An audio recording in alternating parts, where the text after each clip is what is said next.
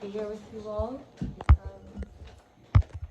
I truly believe that there is a beauty in the contradictions. There's a beauty in that space between two truths. I'm someone who really values their ability to reason and tackle these big logical problems, but I also make wishes on stars and talk to plants and do all of these other things. And I feel for me, it helps me when logic brings me to the conclusion that A and B are both correct, that I can find an inner voice and follow my heart instead. I'm a medical student, but I get 8 hours of sleep every night. I don't know how, but I commit to doing it. I also own more poetry books than textbooks. And to me, it helps me because each and every time I open one, I remember there are 8 billion ways to feel and there are 8 billion ways to heal and love too. I had to leave my home community to realize that I love it. I had to leave my home community to realize its problems too. So while beaming with pride, I could describe it to strangers, that perspective, it really taught me how the generational toll of what my family has endured has impacted me.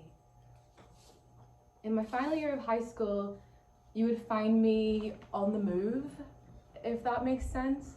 Picture me probably like a little shorter because I'm slouching and weighed down with books and power walking on my daily commute from the sciences building to the languages building, okay? So I would be fresh from an experiment and also trying to dive into my Spanish literature class, and somehow I'd float my way down to meet my friends at lunchtime. And all of the essence and all of these aspects of my passions would come together and my brain would be sort of swimming in that. I'd get snapped out of it because I would say, quieren almorzar al aire libre, and that means do you want to eat outside? It doesn't mean anything pretty, it means let's go eat outside. And my friends would say, you know what, you need a break, you need a cup of coffee. You could say the 18-year-old me had a hard time making decisions, and in some ways that's really true. But at a young age I made decisions that I stand by firmly and proudly to this day. I decided to honor that love for science and language and make space for it, believing that they complement each other. I chose to apply to study medicine at university because I wanted to be a doctor. And I wanted to be a doctor because I saw there were problems in how healthcare worked in my community. I believed it should work for everyone. I believe it should work for everyone. And I felt that at my age, the effort I'd put in outside of school as a teenager helped me to see how I could be both proactive and reactive.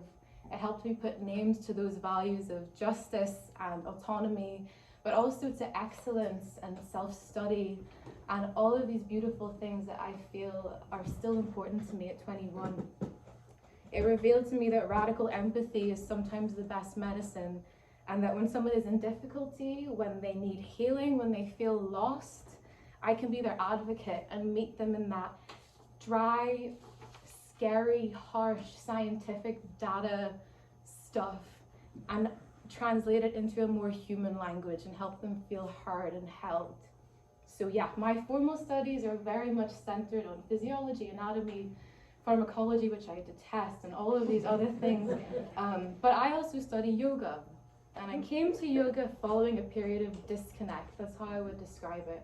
And I was seeking to connect in lots of different directions instead.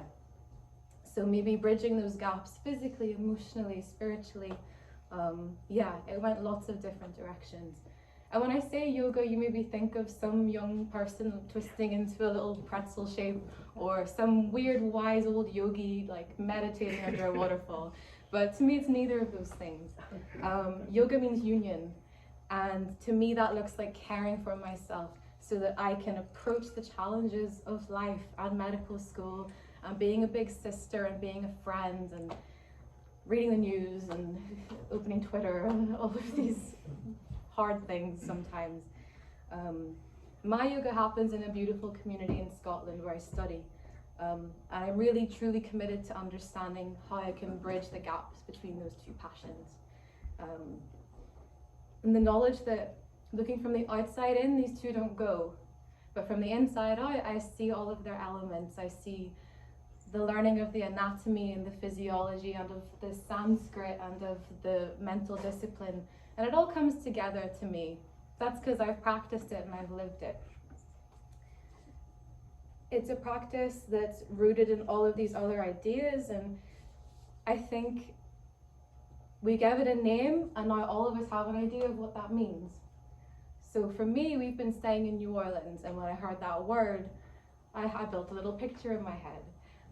We've been staying at the North Rampart Community Centre, right around the corner. You turn the corner and there's the French Quarter, and it's big and weird and colourful and musical, and it's really fun. I thought architecture, bands, fish, and parades. And some of that's true. But I really wasn't expecting to, on the morning of our walking tour of the French Quarter, from the river back to Congo Square, see history writing itself around me and see those painful stories change the fabric of that city. But you could count time in the bricks and the level of the houses and the colours and all of these street names, and it was just an interesting experiment in noticing and filling in those gaps with human story. I've heard the first-hand stories in the last 12 days of life here, life in New Orleans and life on this coast. And when I think of your ancient and recent history, my heart is full because I know of the tragedy and I know of the pain and I know of everything you've worked so hard to hold on to together. And I just see this resilience, and it's so beautiful. I see the tragedy and I see the joy. I see a tension between those two things, and I see grief. I see all of the shades. Jazz, Creole cooking, and poetry. Maybe from the outside looking in, it doesn't make any sense at all, but when we feel it and we experience it and we know it makes perfect sense. And we love it for what it is. We honor how it came to be. I invite you to consider how the parts that don't make sense make the harmony ever more beautiful to us. The parts that are shared between folks from different origins and identities. The parts that came by not following the rules, maybe. A little resistance, a little good trouble, a little something. Yeah. Fighting that fight together, like a hole that was left behind where a seed could grow and something new pushed through. So something happened recently, something in Aberdeen where I study, and it really caused me to reevaluate my priorities and rewrite that list in my head. As I mentioned, I practice yoga in a community, and last month we lost Martin, my friend, a teacher, a mentor, a man who taught my teachers, who founded the studio. This man's impact in our community was huge, and he did it every day with blue eyes and a smile, and would wink at you before you did something difficult because he knew you'd just be waiting for it to be over. He was a mentor, and when we heard the news of our dear elders passing at the age of 59, I did need time to process. We're not family, but we knew each other.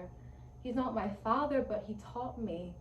And from that settling dust emerged a loud, persistent, and really challenging thought, and it was that I've read more obituaries for elderly friends than I have for elderly relatives. And I think it all comes from why I'm here, obviously, from Friends Forever stuff. And when I say the Friends Forever stuff, it's because it goes beyond those 2 weeks. It's from the relationships that you make. And the program really was a catalyst in my life. All of those opportunities in the program, really, I took each as a valuable lesson. And those were given as a gift. And like all good gifts, you could take it and use it, or you could throw it away, and I chose to use it. FFI champions empathetic leadership, as we've heard, and as those of us who've done the program know, but our community ranges from 15 to 95 of participants, alumni, volunteers, friends of Friends Forever, as we like to call them. Friends who entered my life through FFI, people like Maxine Morse, Dr. Jeffrey Clark, and Joe Lamprey. Friends who no longer walk the earth with me, but friends who really taught me something. And they encouraged me to find my talent, find my voice, get good at it, but then use it to serve. Bring it back. And it scares me to think that I almost definitely have only scratched the surface of the wisdom they had to share with me. I'm selfish, but it's truly heartbreaking. So yeah, I'm on a team. Yeah, I represent an organization, but being here with you all, this is personal to me.